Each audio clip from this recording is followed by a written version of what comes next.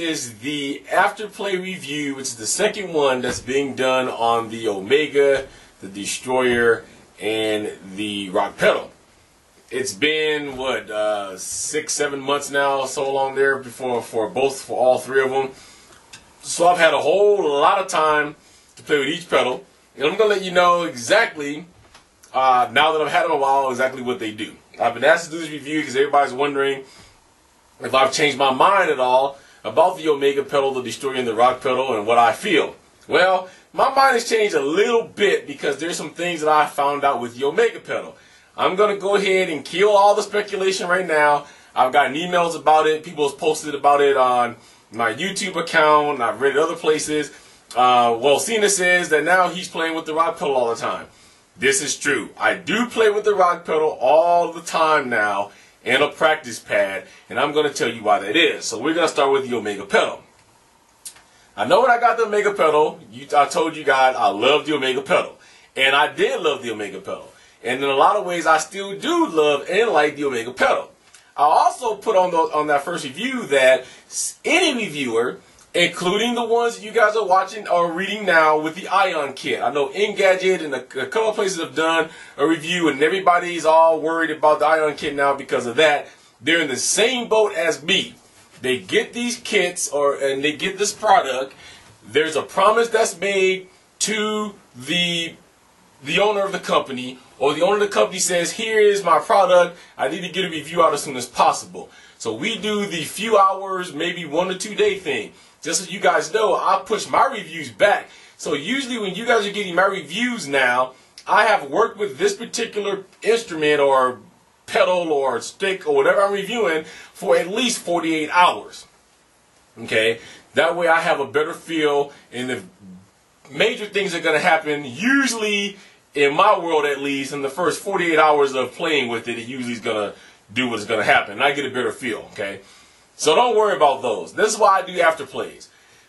The Omega started to develop some things that I just wasn't happy about. Let's talk about problem number one. The problem number one, and the biggest problem I feel that the Omega has, is the foam pieces. Now, I know that there's some people that has written to me, there's some people that's posted on the Rock Band boards and the YouTube and said, I'm still on foam piece number one. I haven't went through any foam pieces. And then I get the opposite mail of people saying I go through all kinds of foam pieces. Here's the deal. If you're playing any kind of expert song, and I mean a hard tier expert song, like a Blackened, for instance, or an Aesthetics of Hate, there is no way, unless you've done something to these foam pieces, that you're going to be able to tell me that you have not went through a foam piece. If you're playing on easy, medium, and hard, I believe that. But if you are playing on expert, and it doesn't matter if you're heavy-footed, when you're playing notes like in Blackened and Aesthetics of Hate, just the speed alone is enough to rip this foam apart. Okay? That was my biggest problem. So I came back to you guys and said I found a way to kind of save my foam. I did the whole little sock mod thing with the foam, and that solved that. My second biggest issue now is the older my Omega pedal becomes, the more susceptible it is for my beater arm to fly out. And it's happened all the time. So now what's happening is, I find even if I play a song as mellow as Perfect Welly, the French song, it still has an issue. I have to tighten that beater arm every time I'm done, or my next song, I'm not even 10 seconds into it, and the arm flies off. And you can always tell when the arm's going to come off because you feel it in your foot when it gets loose.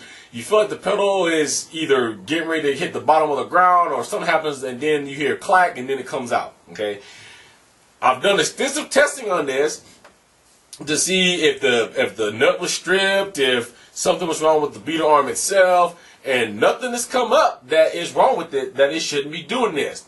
The only thing as a drummer that I can think is because the Omega is kind of in an unnatural state of use. Now, let me explain what I mean by that. These pedals are built to go and to hit a drum or a practice pad, something that has a little bit of a give to it, and that's made out of material that's going to give it that give, whether it's rubber or whether it's plastic.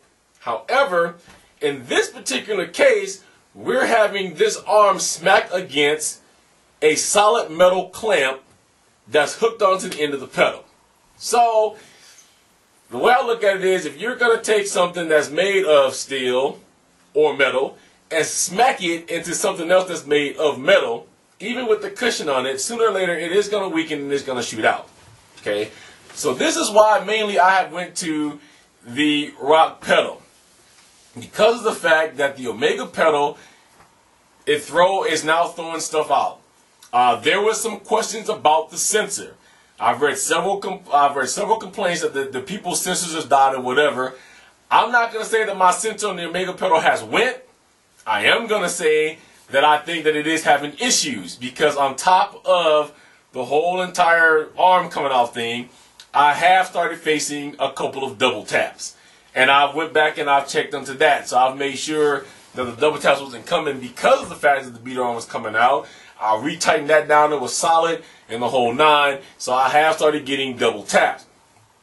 I'm not going to tell you it's because of the mechanical switch. Frankly, my friends, I don't know. All I know is that it just started double tapping, and it's only started doing that now within the last 30-35 days. Okay, so I'm just here to give you guys my honest opinion of what's happening to me.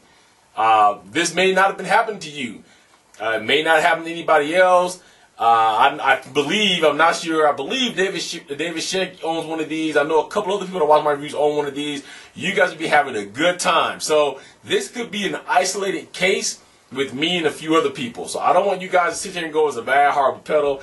I still think it's a good pedal, but I am going to tell you this. For the amount of money that it costs, it does have issues. And if it doesn't give you the beater arm issue, if it doesn't give you the double tap issue, I still feel for over $90 for a pedal that there should have been a better solution than the foam pieces. Honestly, when I first got the pedal and reviewed it, I didn't think that this would become a major problem, if you remember. But then as it went along, I came back and said, this is what I'm doing to reserve the foam pieces. I even told you guys I was ordering new foam pieces. So for $90, you guys have some, we should have something more sturdier than that. Okay. So the Omega pedal has dropped down to my number 3 pedal because of the beater sliding out, because now of the foam, and because now of the double taps. It has went to my number 3 pedal. Okay. Let's talk about my number 2 pedal, which is now the Destroyer pedal. The Destroyer pedal is still a great pedal. I haven't had any double taps with the pedal. The pedal works exactly as it did from the first day that I've got it until now. The whole moving issue, I know people have moving issues. Okay, I had that too up until, I know you guys was around when I did the review of the Rock Band drum anchor system. Excuse me, the Rock Band drum anchor system. With that, I was able to alleviate a lot of the stuff that, a lot of the movement. But the pedal's still great. I still use it for late night.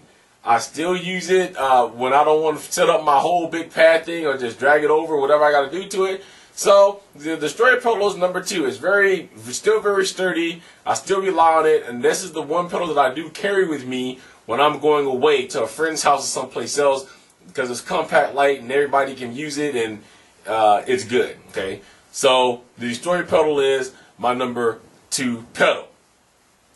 Now we're going to go on to the number 1 pedal, which is the rock pedal.